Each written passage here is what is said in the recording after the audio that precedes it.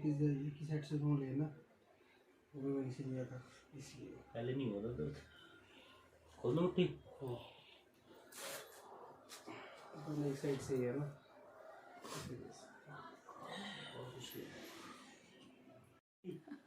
रो क्यों नहीं है? कहाँ रो रही है वो? इसके आंखों में आंसू दिख रहे हैं मुझे।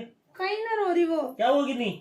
Hello guys, welcome to this my new blog. तो गाइस कैसे आप लोग? आए हो बहुत ही अच्छे होंगे और स्वस्थ और मस्त होंगे। बट हम लोग स्वस्थ और मस्त नहीं है, क्योंकि हमारे घर में ना तबीयत ही खराब चल रही है। यहाँ मेरे को भी फीवर, खांसी, जुकाम हो रही है, और मेरे हस्बैंड को भी खांसी, फीवर, जुकाम, वरदान को भी और गिन्नी को भी। गिन्नी तो कल पूरा दिन सुबह की सोई, मतलब रात की सोई, परसों की शाम के कल 6 बजे ही उठी है, उससे पहले तो उठी ही नहीं। और ये रिमोट खराब कर देगा यार। और इससे पहले वरदान को फीवर था, तो अब ठीक है, अभी फिर से इसकी मेडिसिन लेके आई हूँ। और कल से मुझे भी बहुत ज़्यादा ही फीवर, खांसी, जुकाम, और उतर रहा है, फीवर चढ़ रहा है, बार बार ऐसे हो रहा है। इनके साथ भी ऐसे हो रहा है, गले में बहुत ज़्यादा दर्द हो रहा है, खांसी, जुकाम बहुत ही। तो कल इन्होंने भी इसको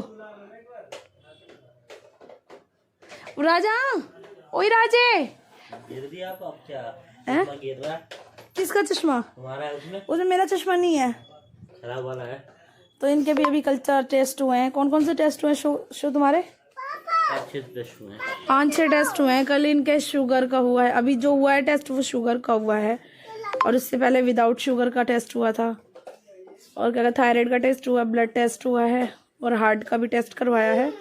तो बाकी अब शाम को रिपोर्ट आएगी, शाम को ही पता चलेगा कि भगवान की तरफ से कुछ भी ना निकले, सब ठीक रहे, सब नॉर्मल। और खांसी इतनी गंदी वाली होती है। अभी इनको मतलब शुगर टेस्ट करने वाले भैया आए थे ना, गिन्नी की आंखों में आंसू आ गया है, रोने लगी थी, नहीं आंसू आ गए इसके। तो मैं सुबह मॉर्निंग से ही लेटी हुई हूँ, सारा घर का काम मम्मी ने किया है। बस अभी मम्मी ऊपर गई है कपड़े वपड़े डालने के लिए, मैंने अंदर का झाड़ू पोछा मार लिया, साफ सफाई कर ली है, और राजा को भी दवाई वगैरह दे दी, गिन्नी को भी दे दी, खुद भी खा ली, इन्हें भी खिला दी। अब देखते हैं। फीवर ऐसा हो रहा है, मेरे सर में इतना बहुत ज़्यादा दर्द हो रहा है। मैं तो बंद कर ले फीवर दो ना, दो छोटी, अभी दे बेटा, बंद कर दे, ये सुनती नहीं लड़की। राजा बेटा, क्या हुआ? इतनी देर से आप ऊपर ही देख रहे हो, क्या हुआ? जब इसकी तबीयत ठीक होती है ना गाइस, तो ये बिल्कुल भी आराम से नहीं लेटता, सांस ही नहीं लेता कि आराम से लेट जाऊं मैं।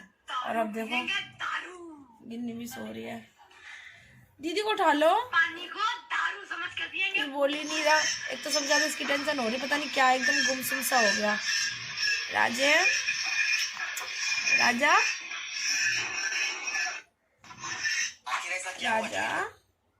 देखो, आप लोग को, आपको गाइस क्या बोले, राजा जल्दी ठीक हो जाओ। गिन्नी दीदी की भी तबीयत खराब है, हम चारों ही घर पे लेटे पड़े हुए, मैं, राजा, गिन्नी। ये तो फोन चलाने में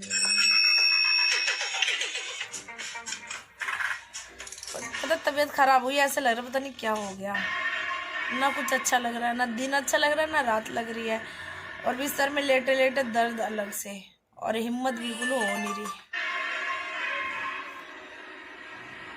जाओ यार, शू दवाई लेके आओ। गिन्नी बाबू ले आऊंगा मैं। गिन्नी पापा दवाई लेके आ रहे हैं आपकी, क्या हुआ? बोली मैं रोऊंगी नहीं तो फिर देखो, आप स्कूटी पे जाओगे ना तो हवा लगेगी बेटा। अभी तबीयत खराब है ना, फीवर हो रहा है ना, सुन पापा आपके लिए टॉयज भी ले आएंगे। रोना नहीं बिल्कुल भी यार, इसको ले जाओ, ये मानेगी नहीं ये लड़की, ले जाओ इसको, टॉयज दिलाना। और इसकी हाँ पहना, इसकी ये इसकी जैकेट दो, यहाँ पे रखी हुई है। और इसको देखो भले कितने घूट लगा के सो रहा है, इसको जब से जगा रही उठने का नाम नहीं ले रहा। दवाइयों का नशा हो रहा है मेरे बेटे को, बच्चे को। राजा को दवाइयों का नशा हो रहा है। 2-3 दिन से दवाइयाँ खा खा के बेचारे राजा का जीभ का टेस्ट भी ऐसा हो गया। ऐसे कोई कल तो ढंग से दूध भी नहीं पी रहा था। 3-4 घंटे हो गए ऐसे सोए हुए, उठने का नाम नहीं। जाएगी मेरे साथ जाएगी, दादी के साथ नहीं जाएगी। दादी साथ चली जा बेटा, दादी साथ चली जाओ। सुनो तो मेरी बात सुनो। अच्छा मेरी बात सुनो, मेरी बात सुनो। पहले चुप हो जाओ एकदम। रोना चुप, पहले रोना चुप। सुनो पहले बात तो सुन लो। स्कूटी में हवा लगेगा बेटा। अच्छा चल यार इसको ले जाओ, ये मानने वाली नहीं है। अच्छा चलो आप।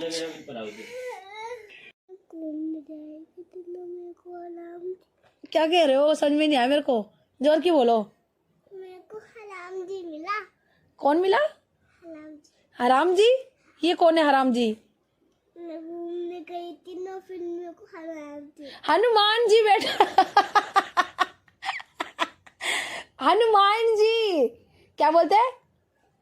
हनुमान जी। मैं सोच रही भाई हराम जी कौन आ गया। ये बोले मुझे आराम नहीं मिला। मिला है? कहाँ पे मिला? तो कैसे थे? कैसे कर रहे थे?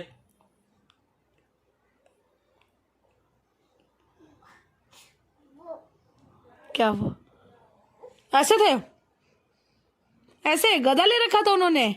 हनुमान जी थे वो बेटा।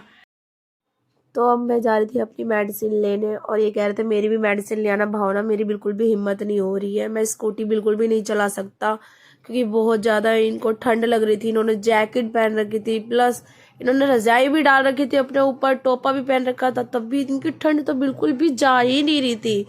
तो इन्होंने हिम्मत सी तोड़ दी, कह रहे भावना मैं नहीं जाऊँगा, मेरी मेडिसिन भी ले आना अरोड़ा से, नहीं मेरी रिपोर्ट भी दिखा देना अरोड़ा को। तो मैंने कहा चलो ठीक है, जब तुम्हारी हिम्मत नहीं है तो मैं ही चली जाती हूँ। और उस टाइम गिन्नी को लेके गए थे ये दवाई कराने के लिए, तो उस टाइम डॉक्टर नहीं आया हुआ था। तो फिर मैंने गिन्नी को बोला चल गिन्नी बेटा तू भी चल, मैं तेरी भी दवा ले आऊँगी, अपनी भी ले आऊँगी, पापा की भी तेरी दवा ले आऊँगी। तो गिन्नी ने भी बस इसको मैंने बोला गया, इसने बीच रास्ते में ही दूध छोड़ दिया अपना। बस दूध छोड़ के कह रही चलो मम्मा मुझे भी रेडी करो। तो बस अब इसके लिए हम निकल चुके। देवर पूछ रहे कहाँ चलना है, तो मुझे बोलना था भट्टी के, बार बार और का नाम ले रही थी। फिर हम भट्टी के डॉक्टर के पास पहुँचे और यहाँ पे भाई काफ़ी ज़्यादा क्राउड हो रखा था। एक तो मार्केट भी लगी हुई थी, ऊपर से बसेस भी आ रही थी और काफ़ी सकरी गली भी थी ना, तो मुझे बहुत डर लग रहा था। बट कालू मेरा छोटा देवर है, तो इसने बहुत ही केयरफुली हमें वहाँ तक लेके गए। बहुत ही आराम से इन्होंने चलाया क्योंकि बहुत ज़्यादा ही यहाँ पे ट्रैफिक जाम सा हो रहा था। मुझे डर लग रहा था कहीं गिरा ना जाऊँ, बट बहुत प्यार से लेके गए। फिर हम यहाँ पे पहुँचे और गिन्नी का वो स्टार्ट हो गया, चाचू देखो मुझे वो टॉयज़ दिलाओ। कभी निकलो तो इसके लिए भाई पैसे लेके निकलना पड़ता है। इसे कुछ भी दिख जाती है ना बाहर, तो इसे चाहिए तो चाहिए ही, तो भाई कैसे भी दिलाओ। फिर हम यहाँ आए तो यहाँ पे भी देखा भाई इतनी भीड़ लगी हुई थी, 2 लाइन लगी हुई थी, एक तरफ इधर एक तरफ इधर बैठी हुई थी मैं। अब समझ में नहीं आ रहा था भाई कब तक नंबर आएगा। गिन्नी भी मेरी तरफ देख रही है, मम्मा कब अंदर जाएंगे। मैंने कहा बेटा बस ये वाली लाइन खत्म हो जाएगी उसके बाद हमारा नंबर है। फिर और ना अरोड़ा के पास पहुंचते ही ना मेरा बहुत ही गंदा दिमाग खराब आया हुआ। बात करने की बिल्कुल भी तमीज ही नहीं है। एक डॉक्टर होकर कैसी बात करते हैं। मैंने उनको बताया ऐसी सिचुएशन की मेरे हस्बैंड के साथ ऐसी हो रही है। कह रहे फिर तो बहुत ज़्यादा इमरजेंसी हो गया, ले जाओ इनको भर्ती कर दो अम्बेडकर में, ये वो भाई उनका काम। इसके बाद मैंने जो उनको सुना है ना समझ में आ गया हो कि किससे बोल रहा हूँ और किसके बारे में बोल रहा हूँ। आइंदा से कभी किसी को बोलेंगे ना तो 10 बार सोचना पड़ेगा। अरे डॉक्टर है कोई ऐसे थोड़ी बोले। डॉक्टर ऐसे ही होते हैं जिनका नाम चल जाता है ना तो कुछ ज़्यादा ही उछलने लग जाते हैं।